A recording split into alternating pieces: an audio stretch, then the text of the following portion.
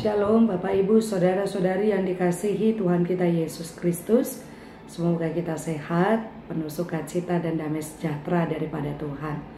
Sebelum kita memulai aktivitas kita, bekerja dan melakukan hal-hal yang menjadi rutinitas kita pada saat ini, marilah kita mendengarkan firman Tuhan, namun sebelumnya kita bersatu di dalam doa. Kasih karunia dan damai sejahtera dari Allah Bapa dan dari anaknya Tuhan Yesus Kristus kiranya menyertai saudara sekalian. Amin. Firman Tuhan yang menyapa kita pada saat ini Amang Inang tertulis di dalam kitab 3 Yohanes pasal 1 ayat 4. Demikianlah bunyinya. Bagiku tidak ada sukacita yang lebih besar daripada mendengar bahwa anak-anakku hidup dalam kebenaran. Demikian firman Tuhan.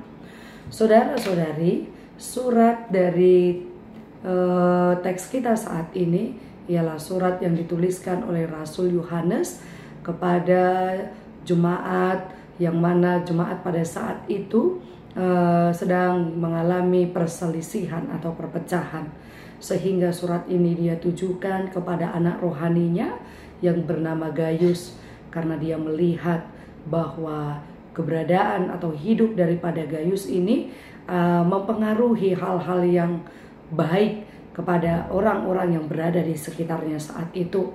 Itu sebabnya dikatakan oleh Rasul Yohanes kepada Gaius bahwa dia adalah seorang yang memang benar-benar menggaransi bahwa di mana dia berada, dia tetap membawa sukacita, membawa kesejahteraan, dan memberikan dampak yang baik di dalam perselisihan yang dapat terjadi pada waktu itu.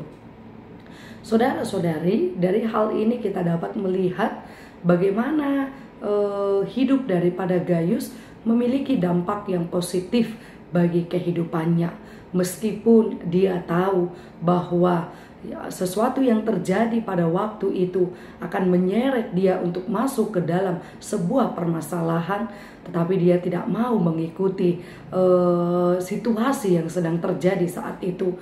Justru dia dengan tekun berdoa agar apa yang terjadi pada waktu itu dapat berhenti dan dapat mendapatkan sebuah kedamaian di tengah-tengah situasi dan kondisi jemaat pada waktu itu. Begitu juga dia tidak luput untuk melakukan sebuah kebaikan-kebaikan, sehingga manakala ada yang tersakiti, manakala ada yang disakiti, dia boleh hadir sebagai orang-orang yang berada di tengah, yang tidak memihak orang yang disakiti dan juga orang yang tersakiti. Bapak, Ibu, saudara-saudari, tak jarang saat ini ketika kita dapat mendengar keluh kesah dari beberapa orang, terkadang kita akan menyimpulkan dari apa yang dia ceritakan tanpa kita harus mendengar bagaimana pihak dari yang diceritakan ini, apakah memang sama atau tidak dengan cerita yang kita dengarkan. Bahkan bisa-bisa kita akan terlena, bahkan bisa-bisa juga kita akan membenci orang yang diceritakan oleh seseorang kepada kita. Saudara-saudari, kehidupan atau tokoh Gaius ini harus benar-benar kita contoh dengan baik ketika kita boleh menjadi seseorang yang melihat sesuatu secara objektif sehingga kita tetap hidup di dalam kebenaran. Dan itulah yang dikatakan oleh Yohanes kepada Gaius, bahwa yang dikatakan oleh Yohanes kepada Gaius bahwa bagiku tidak ada sukacita yang lebih besar daripada mendengar bahwa anak-anakku hidup dalam kebenaran. Arti dari hidup di dalam kebenaran di sini adalah bersepadanan dengan berjalan di dalam kebenaran. Saudara-saudari, untuk hidup berjalan di dalam kebenaran itu adalah sesuatu yang sangat-sangat susah. Ketika kita boleh melihat situasi yang berada di sekitar kita, kadangkala memang hidup kita jauh di dalam kebenaran. Namun kita sebagai orang yang percaya harus tetap mau untuk hidup di dalam tuntunan Roh Kudus, dengan hidup di dalam tuntunan Roh Kudus, maka hidup kita akan selalu memiliki iman yang aktif, memiliki iman yang baik, memiliki iman yang selalu mau diproses, sehingga selalu kita berada hidup di dalam koridor kebenaran daripada Tuhan Yesus itu sendiri.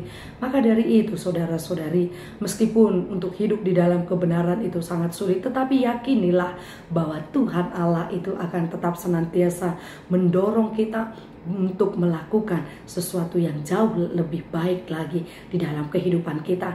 Karena ingat, Kristen itu tidak hanya teori saja, tetapi Kristen itu harus benar-benar terlihat secara aktualisasi, terlihat dari sikap, terlihat dari perbuatan, terlihat dari perkataan, sehingga Kristen tidaklah hanya sekedar Kristen begitu saja, tetapi kita benar-benar menjadi Kristen yang membawa dampak yang baik bagi siapapun, bagi keluarga kita, dan juga dimanapun kita berada. Berbahagialah orang yang mendengarkan firman Tuhan serta memeliharanya di dalam hatinya. Amin. Kita berdoa. Terima kasih Tuhan atas firman-Mu yang menjadi kekuatan bagi kehidupan kami. Biarlah firman-Mu senantiasa boleh kami kerjakan dan kami laksanakan dengan penuh sukacita yang daripada Tuhan, sehingga firman-Mu boleh senantiasa menjadi pedoman dan dasar bagi kehidupan kami. Berkati Tuhan seluruh jemaat-Mu, seluruh pergumulan mereka, dan juga termasuk jemaat-Mu yang sedang mengalami sakit penyakit. Engkau yang senantiasa Tuhan campur tangan di dalam kehidupan mereka. Biarlah sepanjang satu hari ini kami boleh melaluinya dengan penuh sukacita daripada Tuhan, dan biarlah bijaksana yang daripada Tuhan turun ke atas kami. Bapa Surgawi, sepanjang satu hari ini kami tidak tahu apa yang akan terjadi, tetapi kiranya Tuhan yang akan menopang kami, memegang kami, sehingga kami tidak terjatuh Tuhan di dalam perbuatan-perbuatan dosa, tetapi kami tetap senantiasa teguh dan setia kepada Tuhan apapun yang terjadi di dalam hidup kami.